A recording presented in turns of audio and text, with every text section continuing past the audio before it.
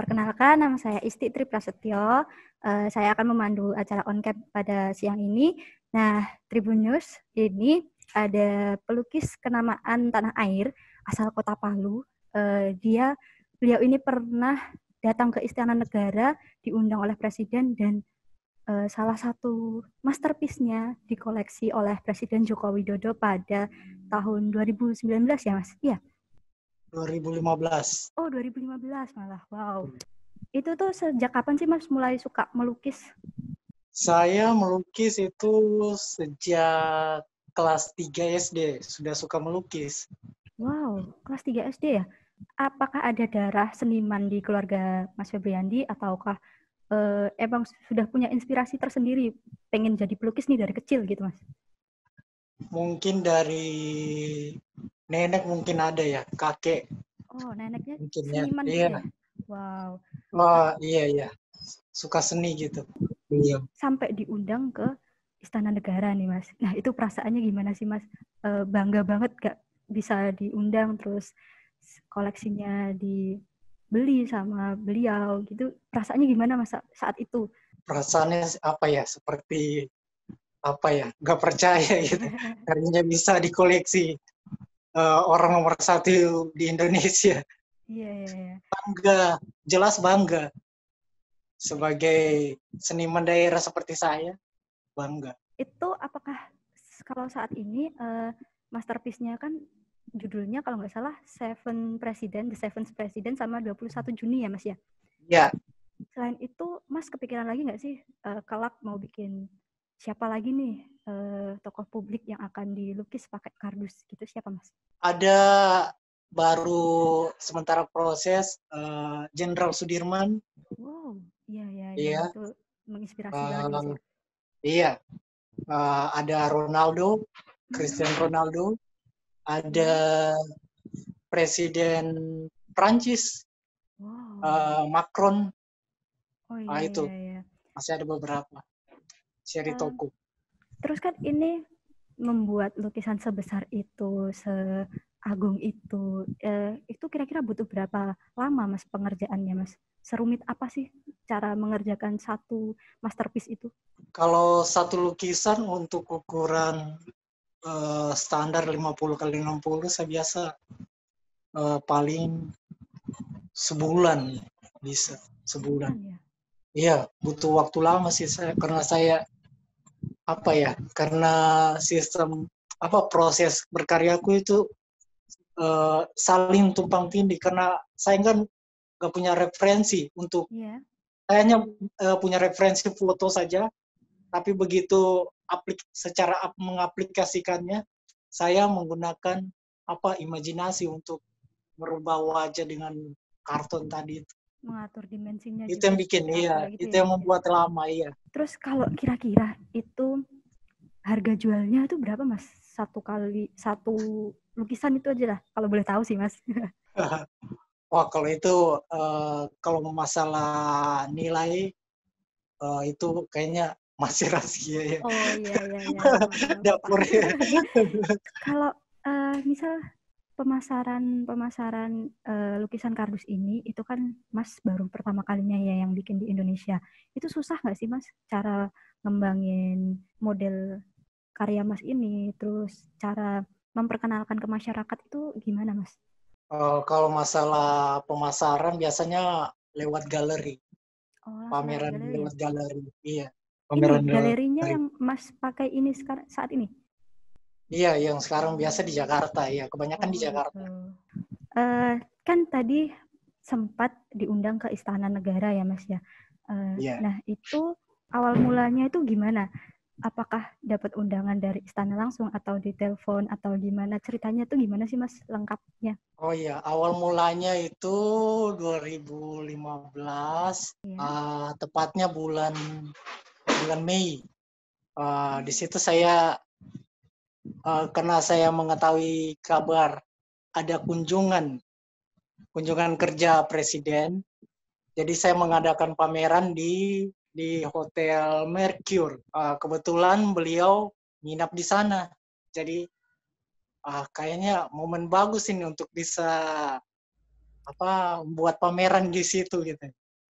Kebetulan waktu itu saya pameran berdua dengan satu senior saya, Pak Udin, dua orang situ pameran di Hotel Mercure. Kemudian di situ beliau melihat karya saya yang judulnya The Seven of President itu. Disitulah tertarik awal mulanya.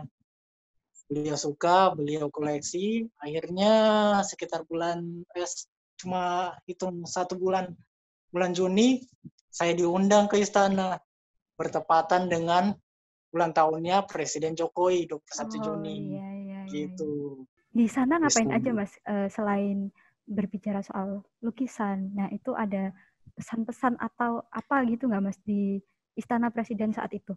Oh iya, waktu saya menyerahkan lukisan itu, Presiden Jokowi bertanya, 21 Juni ini apa gitu kan? Kemudian itu penyerahan lukisan kedua. Jadi kan yang pertama, baru yang kedua, ketika saya berkunjung ke istana ini, saya menyerahkan lukisan yang kedua lagi yang berjudul 21 Juni. Gitu. Jadi dia bilang, apa 21 Juni? Saya bilang, itu lahirnya Bapak Jokowi, wafatnya Soekarno. Ya. Ya, gitu. Wafatnya Soekarno, jadi 21 Juni. Terus setelah wafatnya itu Soekarno, jadi lahirnya Jokowi. Seperti itulah. Menarik juga ya Mas ya. Terus saat itu Pak Jokowi itu langsung kesannya gimana Mas sama lukisannya? Wah, langsung kaget ketika mendengarkan penjelasan saya, beliau langsung kaget. Wah, kok bisa gitu? Sudah langsung, oh iya, bagus, langsung udah foto bareng gitu akhirnya. Di Istana Negara itu juga sempat bertemu Bu Susi atau Bu Sri Mulyani ya, Mas? Ketemu dengan Ibu Kofifa.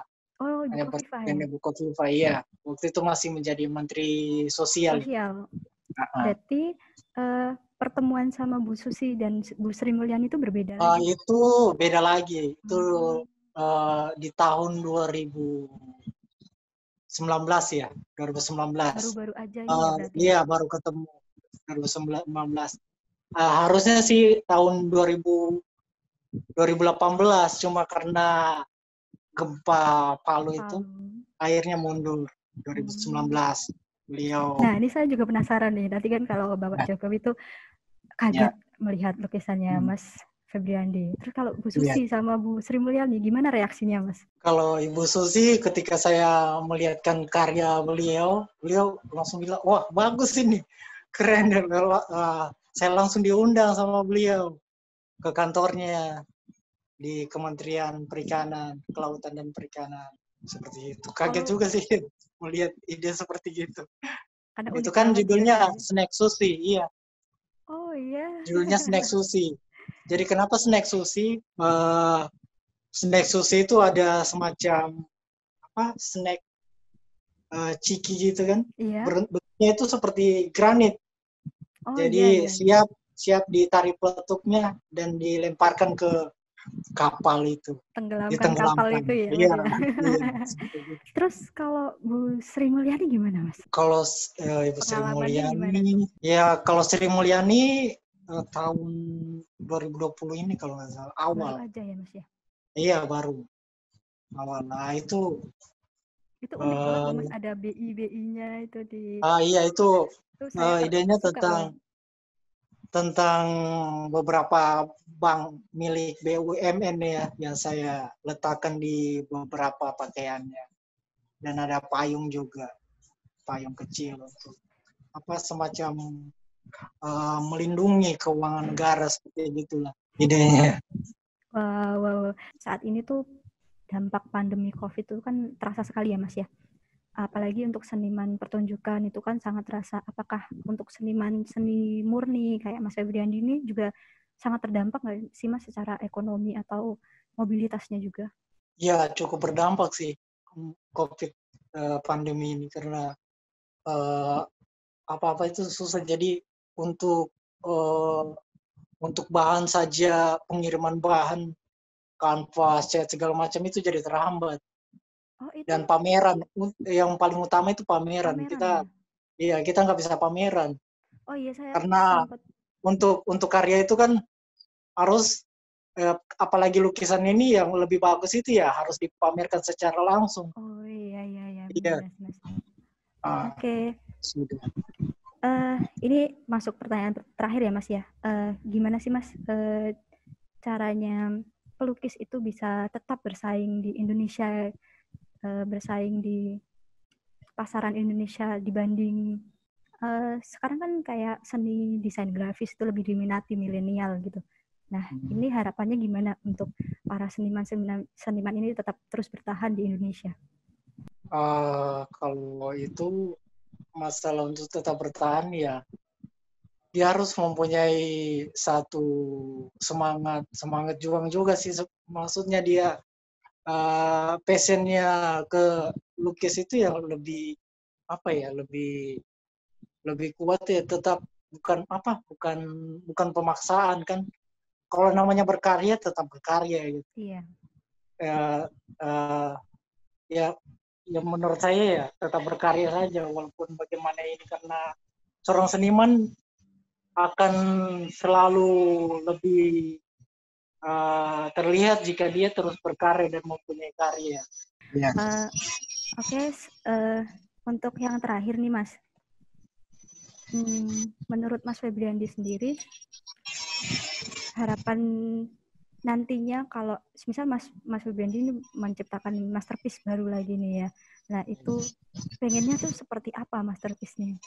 Apakah nantinya misal tentang COVID atau tentang apa gitu? Oh gitu.